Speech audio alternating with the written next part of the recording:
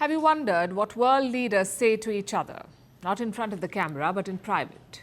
What do they say to each other in their private messages and social media chats? Well, now we know, thanks to a major blunder at the White House. US officials mistakenly added a journalist to a top-secret group. And in this group, they posted their war plans. That's right. The group was called Houthi PC Small Group. PC stands for Principal Committee. It's a group of America's senior-most security officials. This chat was created on a messaging platform called Signal. Think of it as WhatsApp, but safer. The group included some of Donald Trump's top officials like Vice President J.D. Vance, Secretary of State Marco Rubio, Defense Secretary Pete Hegseth, and National Security Advisor Mike Waltz. It was Waltz who added this journalist to the group. His name is Jeffrey Goldberg. The journalist, he's the editor-in-chief of The Atlantic. He was added to the group on March 11th. And what happened next will blow your mind. These American officials were discussing US policy against the Houthis, whether to attack them, how to attack them, and when to attack them.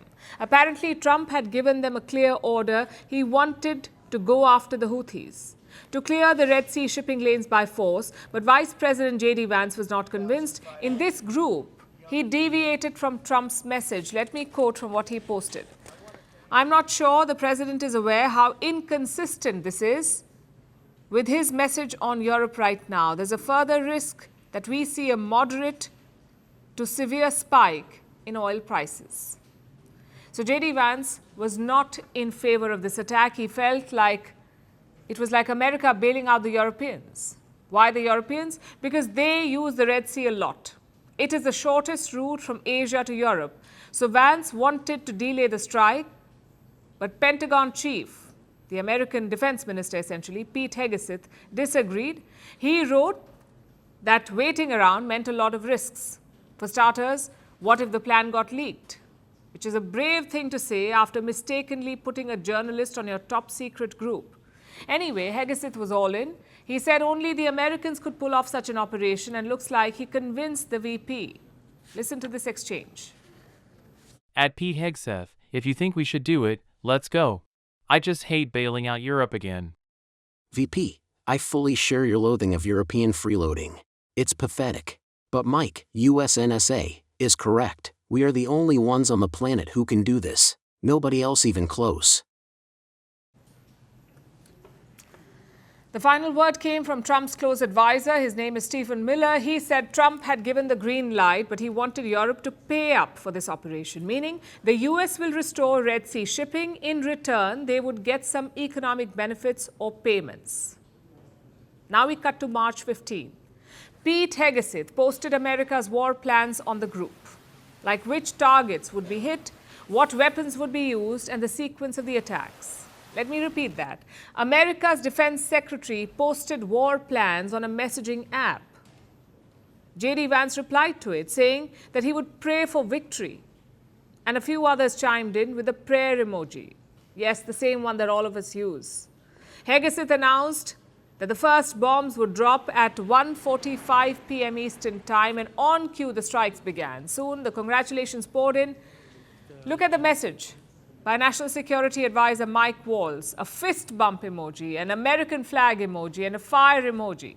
It's like a teen reacting to his favorite TV show.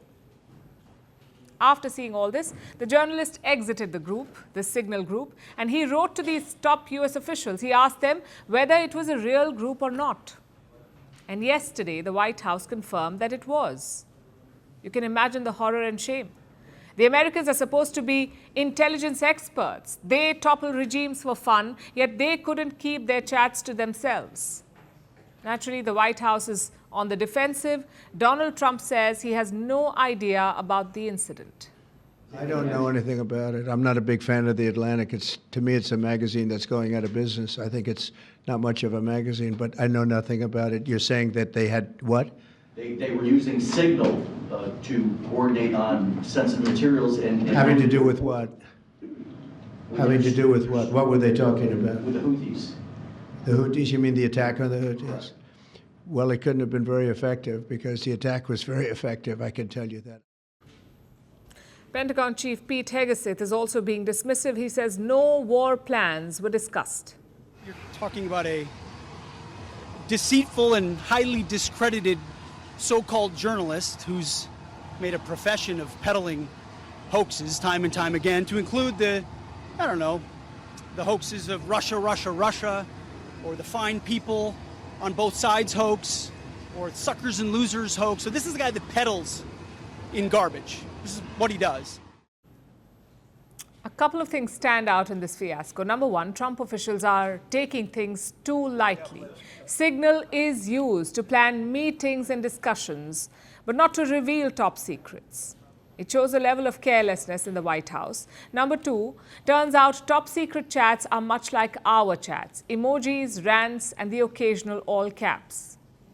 Even the group name is not official. It was simply called Houthis PC Small Group. And finally, point number three, the hatred for Europe is real. It's not some made-up campaign strategy. Trump officials are genuinely fed up with Europe. They accused Europe of freeloading, and they called Europe pathetic. It's not clear where this controversy will head next. The Democrats are calling for an investigation, but the White House wants to move on quickly. I guess the lesson here is clear. If you're a journalist, get on Signal and watch out for invites. The next one could come from the White House. Greeting you with aloha and namaste. I love India. Presence, occupation of a territory by another country pertains to India, what we saw in Kashmir. How do you see Trump's America? Yes, the current administration behaves differently from the previous administration.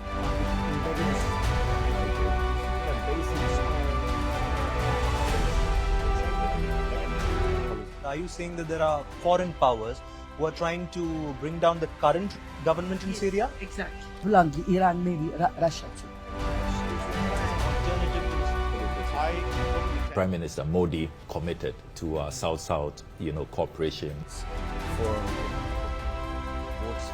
Not over 50%. Is Ukraine prepared to pay the price for that peace? No compromises at the cost of territorial integrity and sovereignty.